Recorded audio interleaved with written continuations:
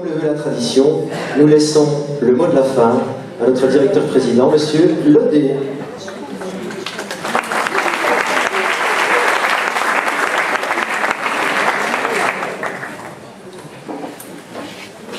J'ai eu peur, Nicolas, parce que tu l'as dit tout à l'heure que la présidente était la dernière oratrice. On ira voir un verre plus vite, mais bon. Très justement, tiens. Ma première réflexion en vous écoutant, il y a une chose dont je suis sûr, c'est que je ne sais pas. Vous avez été dans des sens parfois très communs, mais aussi parfois très différents. Vous avez défendu avec passion votre regard sur le monde et votre regard de l'humain. Et pas facile d'en tirer véritablement une conclusion. Mais je ne crois pas que c'était totalement le but en tant que tel. En premier petit clin d'œil, j'aime encore bien des références aux orateurs, et donc un petit clin d'œil, c'est le rapport au temps. Quand on est philosophe, en gros, c'est je dis le. Quand on est sociologue, j'ai encore 30 minutes. Et quand on est ingénieur, si j'ai bien compris, j'ai une heure. En dehors de ces boutades, je voudrais quand même franchement remercier toute l'équipe qui a organisé cette séance. Il y avait un petit grain de folie dans votre projet, et je reconnais la patte de certains, donc merci à Roland, merci à Cécile, merci à Nicolas, merci à toute l'équipe de la communication, de l'informatique, du SBI, des relations, des ressources humaines, etc. Et même du juridique, donc merci, et je vous propose qu'on vous applaudisse tous.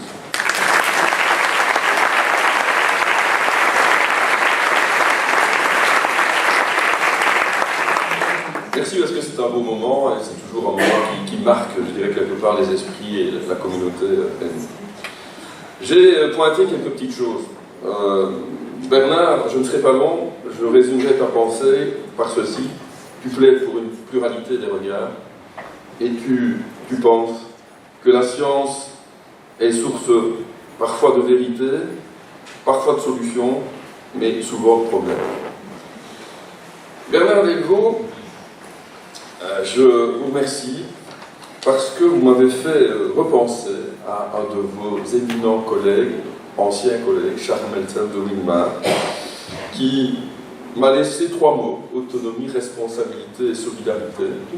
On ne retient parfois pas grand-chose d'un coup, mais ces 3 mots-là, je les ai retenus toute ma vie. Ce que je retiens de votre intervention aussi, c'est votre plaidoyer pour un texte court, Roland. Centré sur la quête d'un commun au service de l'individu. C'est en tout cas comme ça que je traduis votre message. Le processus, il a toute son importance, et le processus, il n'est pas que proposé par l'institution, il est aussi actif et réactif par votre participation. C'est une interaction, un processus. Et puis vous avez plaidé aussi sur l'importance d'être en relation avec d'autres acteurs. Et je trouve que c'est très important parce que vous avez évoqué, par exemple sur la question de la pédagogie institutionnelle, la réalité de certaines de nos sections, mais parfois la division du travail de la formation en tant que telle, qui ne plaide pas du tout pour une société réconciliée, et qui est un problème majeur de notre enseignement aujourd'hui, c'est de saucissonner et la formation à l'intérieur des cursus, et les cursus par rapport aux gens autres. Et donc, quand vous plaidoyez pour un dialogue et pour un regard commun avec les spécificités de chacun sur toute une série de réalités de la société, vous tapez pour moi juste en tant que tel.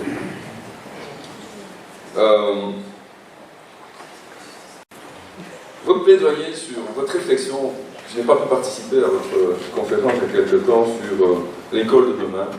Moi, je ne crois pas que l'école d'aujourd'hui sera l'école de demain. Et heureusement, parce que l'école, elle est quoi? Elle est le reflet de la société. Et nous avons, heureusement ou malheureusement, 2 réalités. La première, c'est que l'école n'est organisée que parce que la société veut l'organiser. Donc elle lui donne une mission, elle lui donne un mandat. Mais en même temps, et c'est ça qui fait la beauté du métier, et la force du métier, c'est la liberté académique qui permet d'être tous un peu des tatillons. Et c'est donc dans cette interaction qu'on peut faire évoluer la société.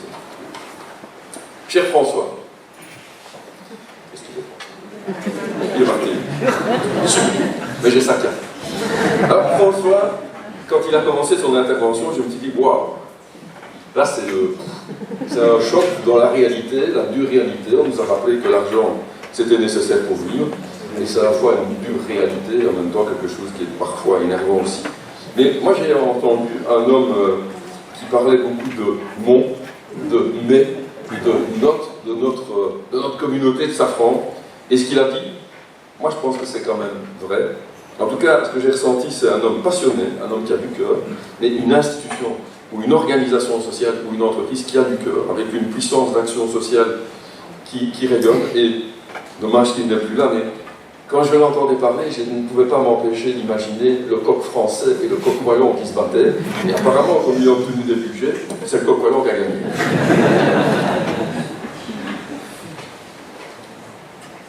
Pour les étudiants, je retiens quelque chose d'important. Bon, vous êtes en masse, c'est super, c'est bien de venir encourager ses copains, etc. Ça fait corps, ça fait communauté, et puis vous venez d'un peu tous les départements de la haute école. À la fois dans les témoignages que l'on a entendus tout à l'heure, c'est bravo pour la sincérité des propos, la simplicité des propos. Et puis, vous savez, on parle souvent d'intelligence artificielle. La vôtre, elle me semble être une intelligence non artificielle, et bravo.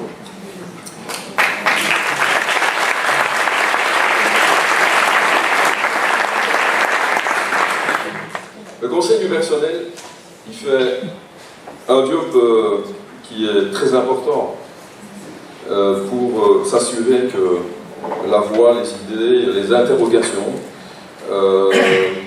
du personnel de tout type puissent être relayées là où il peut être traité. Je retiens entre autres de votre intervention qu'on doit aujourd'hui sans doute plus éduquer. En même temps, la présidente de la l'AEH disait, est-ce que c'est votre rôle d'éduquer? C'est à la famille de le faire. Ben oui, mais c'est un problème complexe. Et donc, oui, il y a plus éduquer, et parfois être attentif ou accompagner des jeunes dans une forme de détresse, dans le doute.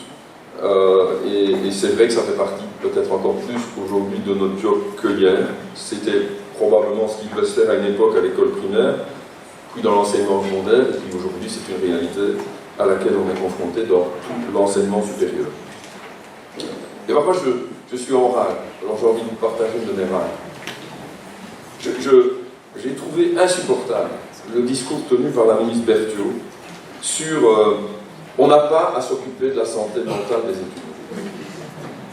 Et je trouve encore plus insupportable que la même ministre Berthiaud nous envoie une circulaire ce lundi pour nous rappeler la nécessité de notre institution de bien veiller au fait que des étudiants pouvaient vivre au sein des institutions, dans les milieux de stage, un certain nombre de pressions insupportables, dans le respect de l'homme ou de la femme, dans une espèce de pression parfois qui est mise. Je trouve ça une incohérence insupportable et j'avais envie de le dénoncer.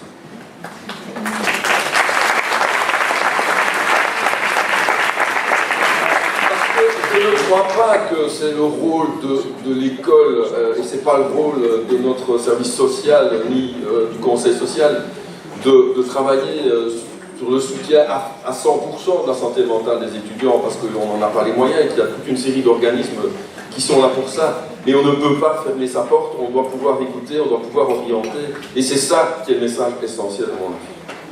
Alors, la mission de l'école. La mission de l'école, j'avais comme envie de m'y arrêter, c'est un des dadas de M. Delvaux.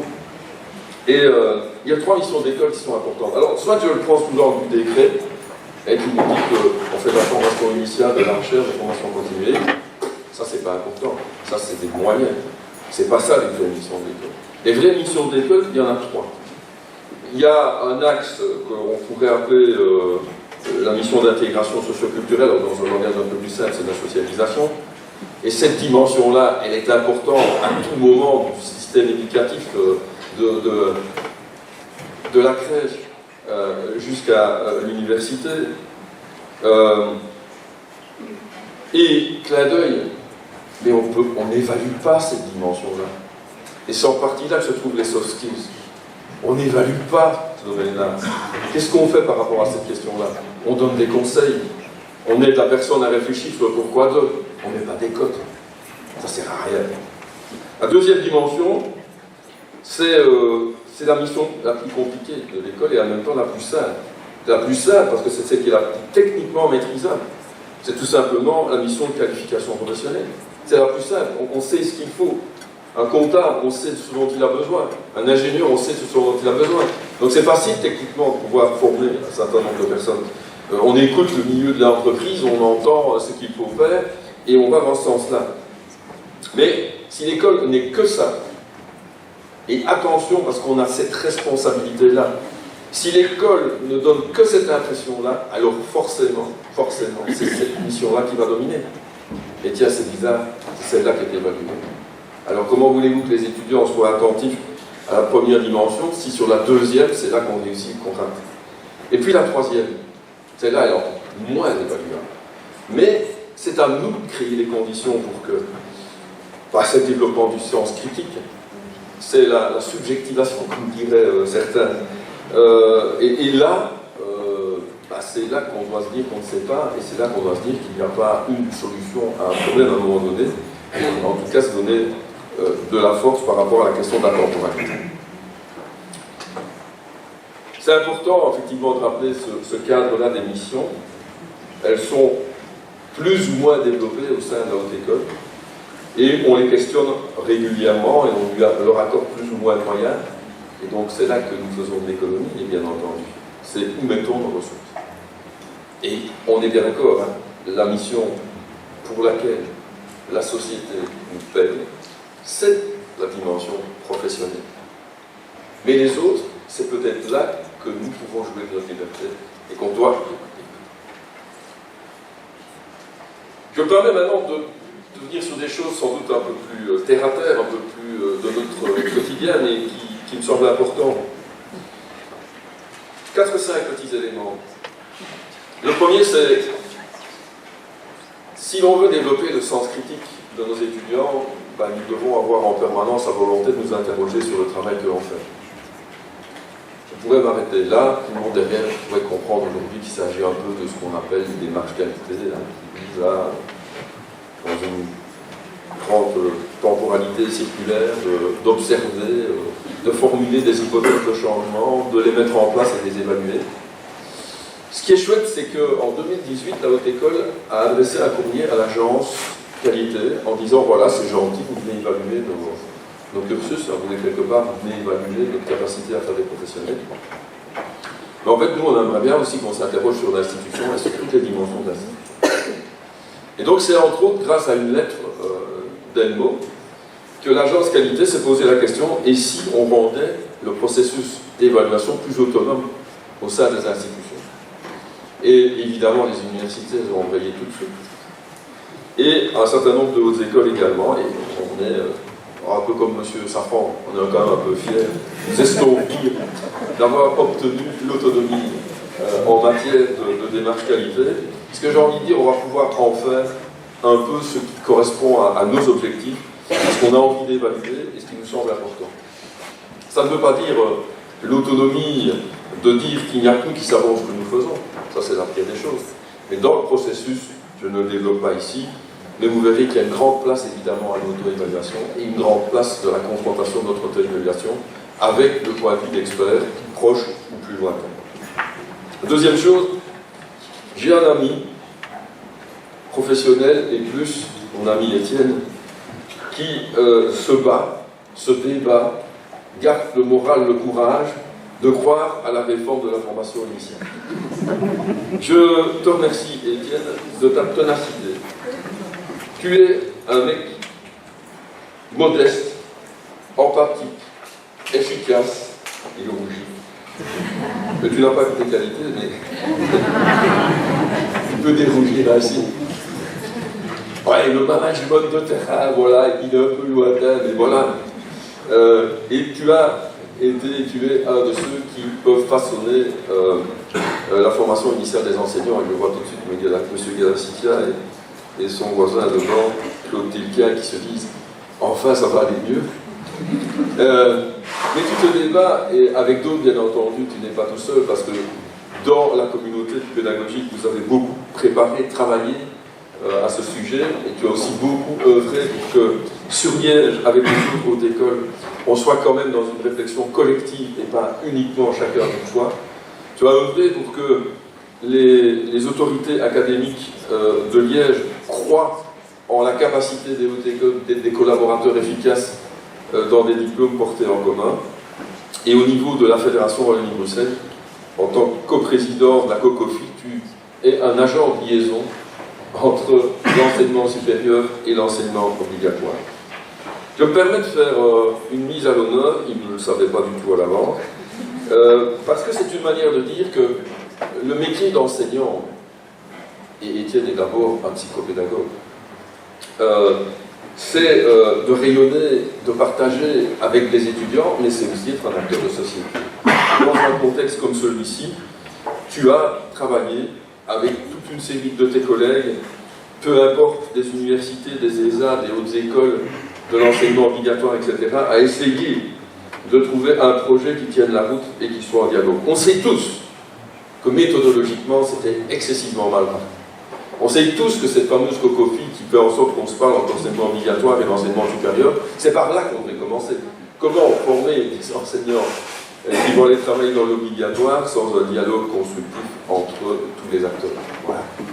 Mais peu importe, le monde ne se fait pas en un jour, et comme dit quelqu'un qui est dans cette salle, il faut prendre des initiatives, se casser vite la gueule et redémarrer. Et donc voilà, c'est pas toujours la qualité première qu'on a dans l'enseignement, on a un rapport au temps qui est très lent, mais je crois que plus vite on évaluera, plus vite on se posera une série de questions, et plus vite on ira à l'étape suivante. Dans le domaine de l'éducation, dans le domaine de l'éveil et du rapport de l'enfant à l'autre, la société a interpellé le monde de l'enseignement en disant, en 2019, nous devons créer un bachelier qui est spécialisé dans le domaine de la petite enfance. Ce que n'aime pas le monde académique, faut-il le rappeler, il n'aime pas toujours que la société lui dise ce qu'il doit faire, parce qu'il préfère que ça émerge de sa propre réflexion.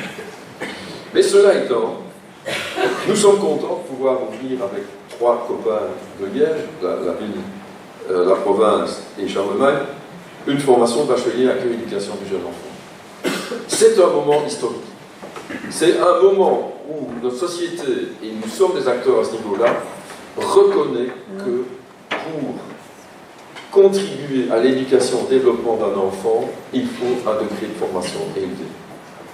Et je pense que si on écoute ceux qui ont le plus réfléchi sur la question, ils vous diront que l'idéal serait qu'on ait des gens qui ont une formation de master. C'est-à-dire des vies les plus larges, c'est-à-dire ceux qui peuvent prendre le plus de temps, le plus de maturité par rapport à cette question d'éducation et du développement du jeune enfant. Ce qui est aussi important dans cette formation, c'est le processus qui a été mis en place pour y arriver. C'est la première fois que l'on a fait, on ne regarde pas maintenant, c'est la première fois qu'on a fait un travail collaboratif avec 25 institutions pour réfléchir à ce que pourrait être une formation d'accueil et d'éducation du jeune enfant. C'est la première fois qu'on a construit ensemble une réflexion avec les acteurs de la société sur le sujet. Et c'est la première fois ensemble qu'on a écrit un référentiel de compétences. Et Étienne va me dire, c'est ce qu'on a fait aussi au niveau de la formation initiale des enseignants. Ben, je réponds que nenni, parce que nous on l'a fait sans aucune contrainte décrétale. On l'a fait parce qu'on a trouvé que c'était un projet qui était enthousiasmant, et on a dû ensemble convaincre de la pertinence de le faire. Et Laurence, qui a la responsabilité chez nous de porter le projet et de le porter avec les autres, eh bien, tu as avec ton équipe une fameuse responsabilité, et je suis sûr que vous pourrez nous revenir. 4e petit message que j'avais envie de faire passer.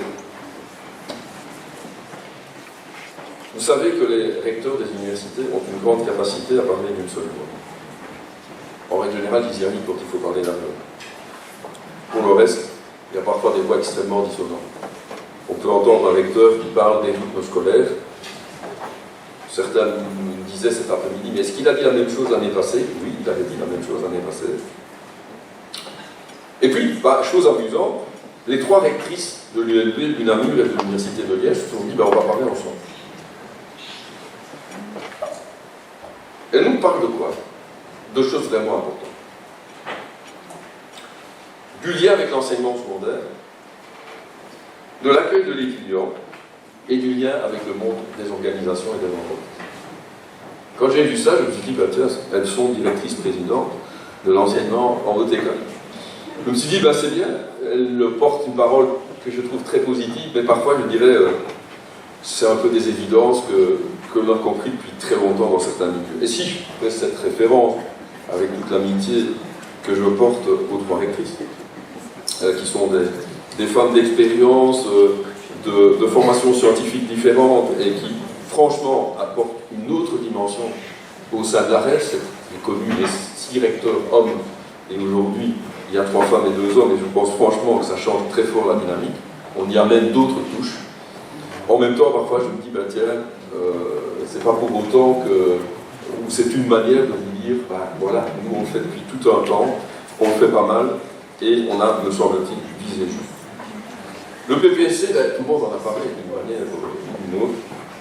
Alors, outre, je pense, l'importance d'être synthétique dans cette question, et si l'on veut être synthétique, moi je dirais que c'est quoi la finalité du PPSC?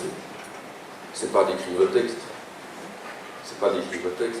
Il est important parce que c'est une trace dans l'histoire de ce qu'on a pu penser à un moment donné. Ce qui est le plus important, la finalité, c'est de partager ensemble, et vous verrez tout le programme sur la question, il y aura toute une série de moments, partager ensemble notre regard par rapport à une série de questions de société, par rapport auxquelles il n'y a pas une bonne ou une mauvaise réponse, et par rapport à laquelle, si je vous demande une chose, essayez de partager vraiment ce que vous pensez, et vous ne pourrez exprimer vraiment ce que vous pensez que dans la mesure où vous serez convaincu que celui qui va vous écouter va vraiment vous écouter. Et c'est dans des moments comme ceux-là que des valeurs qui sont partagées par les techniciens, des valeurs qui sont partagées par les gens du domaine social, du domaine paramédical, du domaine économique ou de l'éducation ou de la pédagogie, eh bien, prendront chance dans une société complexe parce que notre petite communauté, elle est le reflet aussi quelque part de la société. Vous m'avez fait le plaisir, au niveau des instances de la haute école, de me désigner pour un prochain mandat. J'ai calculé, il y aura donc encore 4 interventions après celle-ci.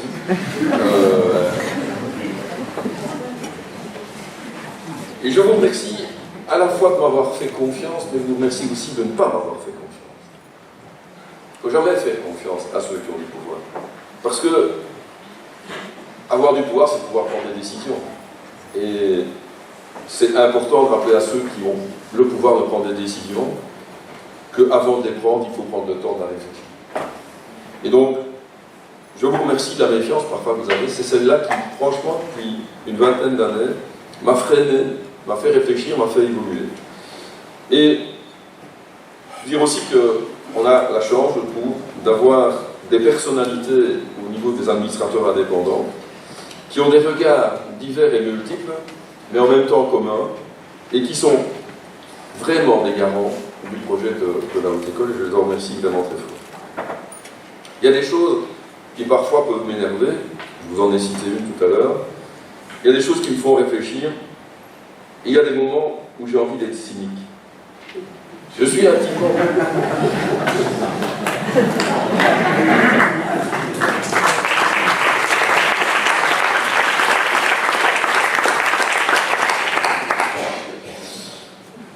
Mais c'est une femme intelligente et charmante. Mais il faut parfois se méfier des gens qui ont du pouvoir. Non, il y a une chose qui...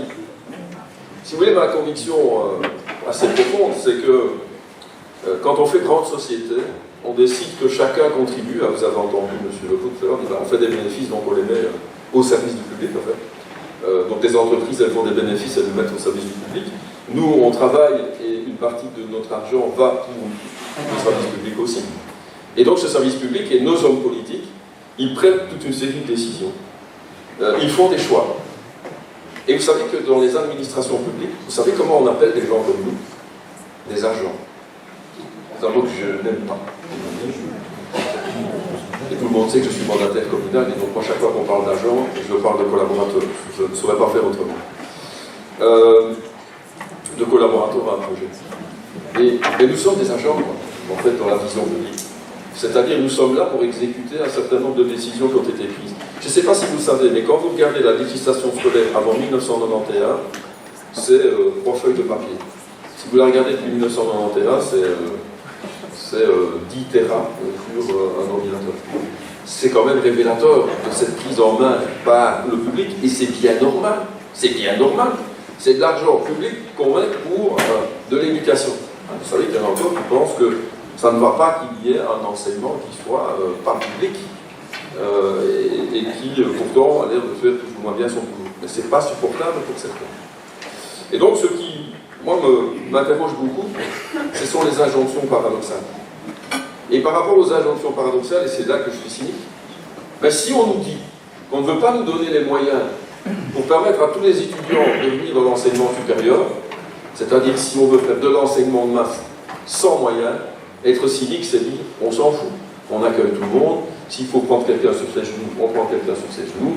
Si on doit mettre des gens dans le truc, et j'ai presque envie de dire, mais faisons-le, faisons venir la presse et montrons ce que ça veut dire faire de l'enseignement de masse sans donner des moyens. Et en même temps, parler des 3 missions de l'école, qui quelque part demandent aussi d'avoir une attitude de mentor, d'accompagnateur, pour permettre à des jeunes d'avoir, quoi, Madame la Présidente, confiance en eux. Et c'est la chose évidemment la plus importante. Toute société qui donne confiance dans ses membres est une société qui se porte bien.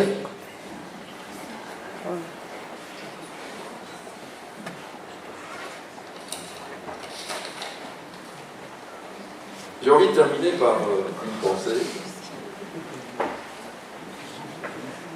Dans une société où effectivement on ne donne pas assez de moyens pour pouvoir s'occuper des étudiants, ben, en fait on a une conscience professionnelle et on a envie quand même bien faire. Il n'y a personne qui se dit j'ai envie que les personnes qui sont diplômées ne sont pas capables d'exercer le métier ou les fonctions qu'elles pourraient avoir avec le diplôme que nous prétendons être de qualité. Donc on fait quand même le job. Et on le fait souvent en étant créatif. Mais un professeur de français, Madame Beguin, a lancé une phrase un jour à une de ses étudiantes qui l'a ramenée jusqu'à aujourd'hui.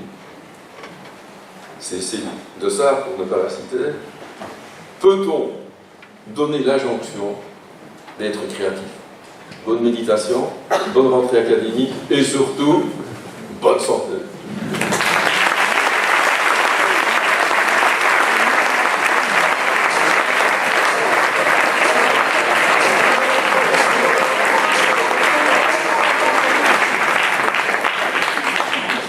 Si je ne capte pas encore votre attention quelques secondes, je sais qu'il y a un Nicolas qui m'en voudra et il a raison. À faire les exercices où le discours n'est pas totalement écrit, où on essaie de faire l'interaction, on peut parfois oublier quelque chose d'important. Et c'est vrai que dans notre communauté, on a la joie d'accueillir des nouveaux étudiants chaque année, on a la joie d'entendre dire qu'il y a des collègues qui mourront bientôt ou qui ont une belle naissance, on a voilà, des moments de partager des joies, et on parlait de la joie de vivre ensemble, d'être humain, etc. Et parfois, à côté de la joie, il y a la peine, on ne sait pas toujours si la peine et la joie ne sont pas finalement un peu un reflet de l'un de l'autre. Et donc c'est vrai que chaque année, il y a malheureusement un étudiant qui perd la vie. Chaque année, il y a des collègues qui perdent la vie. Et donc nous en avons eu plusieurs cette année. Il y en a un pour lequel j'aurais voulu quand même prendre un petit moment de recueillement, c'est Pierre-Paul Lalou. Pierre-Paul Lalou, c'est un gars, c'est un chouette gars qui a consacré une grosse partie de son temps aux étudiants. Il était secrétaire éducateur quelque part à Saint-Laurent. Il a consacré une grosse partie de son temps aussi à la communication. Et il a fait partie de ceux qui, en 6 mois, 1 an, l'équipe de communication de l'époque ont fait ce qu'elle nommait en termes d'image. Et donc voilà, merci à toi, Pierre-Paul.